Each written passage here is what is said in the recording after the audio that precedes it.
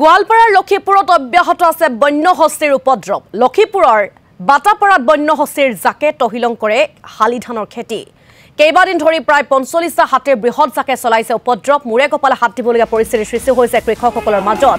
কেৱল বাটাপাৰাতে নহয়, কেইবাটাও অঞ্চল বাটাপাৰাৰ লগতে বান্দৰমাথা, কাছিবাৰী, লাহাপাৰা, শিগৰি, হাপাডবা আদি বিভিন্ন গাঁৱত চলাইছে সন্ত্ৰাস আৰু দহিলং কৰি দিছে বিঘাই বিঘাই শালি ধানৰ খেতি। হাতীৰ উপদ্ৰৱত বিনিদ্ৰ ৰজনী কটাবলগীয়া হৈছে লক্ষীপুৰৰ ৰাইজে।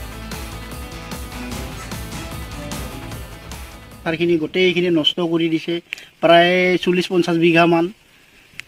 আৰু এখেতৰে আপোনাৰ ৬-৭ বিঘা হ'ব, আৰু বাকীকেইটাৰতো আছেই।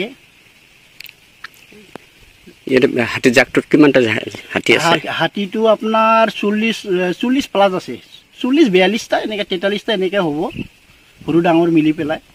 ধৰক আপোনাৰ এসপ্তাহমান এনেকৈ হ'ব। আচলতে এইখিনিতে আছেই, কিন্তু এই ২-৩ দিনৰ এইখিনিতে মানে কি আমাৰ এইখিনিত মানে বহুত মানে ক্ষতি সাধন কৰি আছে।